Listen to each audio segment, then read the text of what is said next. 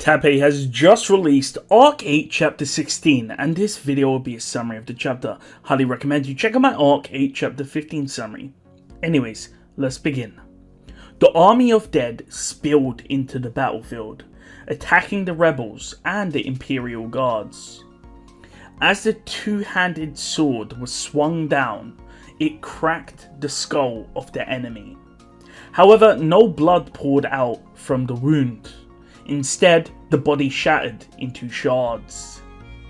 Unlike a normal human death, the inhuman creature was not only inhuman in their appearance, but also in their death, and these were out of character. The general who smashed this undead to pieces proceeded to shout out his orders, telling the rest of his Imperial Guard to evacuate. After all, it was a decree from the Emperor Vincent Wallachia himself. The men who fight for Wallachia have their trust in Vincent. After all, he would always pull out positive results, and therefore they were not scared. A new undead appears, a giant man. The general then orders his man to attack the giant. As the men proceed to attack the giant swings and swats one of them away. The general then proceeds to tank an attack by the giant, and he's mortally wounded. However, this leaves an opening, allowing his allies to kill the giant, causing it to shatter into pieces. However, a new undead appeared.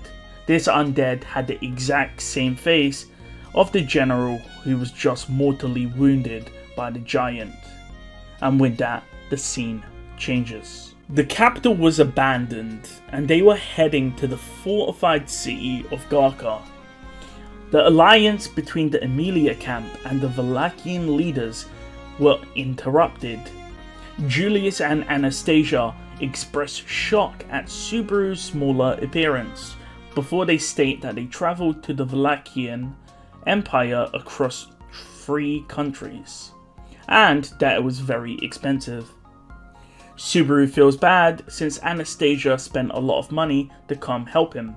However, Echidna tells Anastasia to stop bullying kids. Anastasia still had the fox scarf on her, which was of course the artificial spirit Echidna. Subaru felt relieved at Echidna's presence. After all, she was there at the Pleiades watchtower and went through the ordeals Subaru experienced. With that, Subaru has seen everyone that was at the Pleiades watchtower, with the exception of Meili.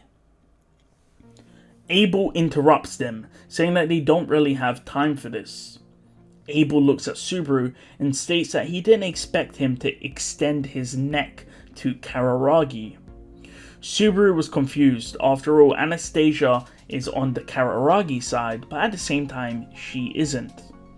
However, Subaru sees that Halibel was next to Anastasia, and Halibel was the strongest person in Kararagi, which goes to show how powerful Anastasia must be to be able to enlist the help of Halibel.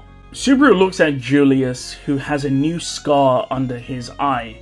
However, the scar only accentuates his look. It doesn't make him look bad. Not only that, Julius was less stiff, almost like he had shed or broken out of the armor that he had around him. Whether that was due to being at the Pleiades watchtower or for other reasons were unknown. Julius introduces himself to Abel, stating that he's happy to meet the Emperor again. Abel is of course confused, stating that he doesn't remember seeing Julius. Julius states that he saw the Emperor briefly as a knight from Lagunica. Subaru realizes that no one remembers Julius, so it must be the effect of gluttony. The group move on from that discussion regarding Julius, and Anastasia formally introduces herself and states her titles. Of course, as the owner of the Hoshin Trading Company, and with her numerous other titles, including a new one which is the Kararagi City Alliance. Essentially, Anastasia is in Wallachia as an emissary for this Kararagi City Alliance, which is the alliance between the great cities of Kararagi. Anastasia says she knows that Wallachia needs assistance, however she's not there to take advantage of them. The Prime Minister asks why Anastasia is here then, and Anastasia says that in Kararagi both time and money are valued, however they wouldn't come all the way here for money reasons due to the current circumstances. Anastasia then calls out to Halibel, who explains that in Kararagi the dead are raising, and that the occupants in the carriage now realize that the dead resurrecting may be widespread across the world. However, it's explained that the zombies were taken care of, but the densities of zombies appeared as they got closer to Wallachia, meaning that Wallachia was the source, hence their arrival. However, that was not all. Anastasia reveals that there was actually zombies in Kararagi, which initially happened, and she believes that the initial zombie outbreak in Kararagi was more of a training exercise. And Abel asks how she knows that, and she states it was due to the scale of damage being very low. Whereas the zombie attack in Wallachia seems to be the real deal. Not only that, Halibel reveals that the zombies they found in the town just mimicked the originals, and they pretended to be the original copy instead of attacking anyone. Almost like they were practicing to stay hidden and carried on their normal lives as if they were still alive. Emilia asks how many people lived in this town, which was subsequently eradicated, and Halibel states 2,000 people. So for those of you not catching on, let me just explain what's going on. Anastasia and the people of Kararagi realize that there's a zombie outbreak in this specific town in Kararagi.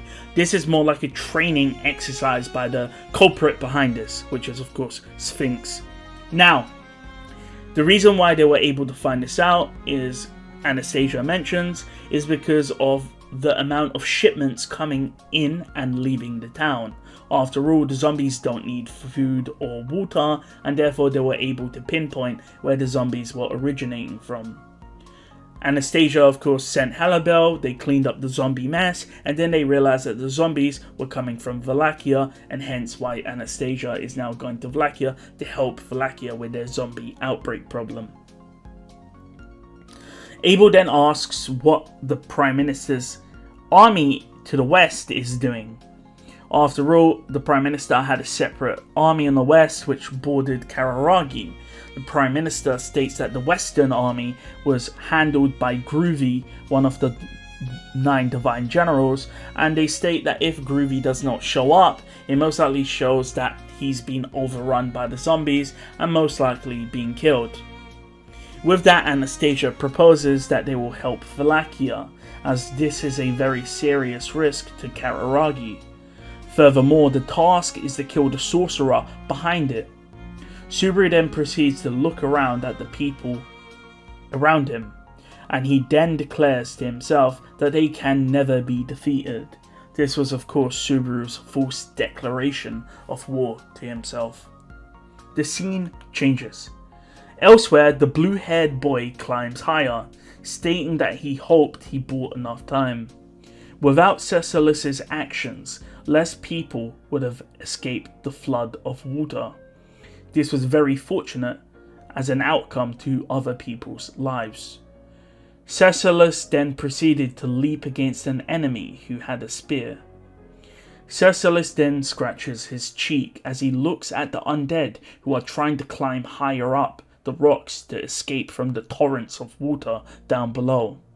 These were superhuman beings, and not only that, Cecilus met the person responsible for it. Everything up to now went according to Cecilus's instinct. Cecilus states that he never believed that by killing the person responsible, the situation would not be resolved. Cecilus says that as he looks down at the corpse of the peach-haired witch who lay dead on the floor. And with that, the chapter ends. So that was quite an insane chapter, with the ending being a cliffhanger showing that Sphinx has been killed by Cecilus off screen.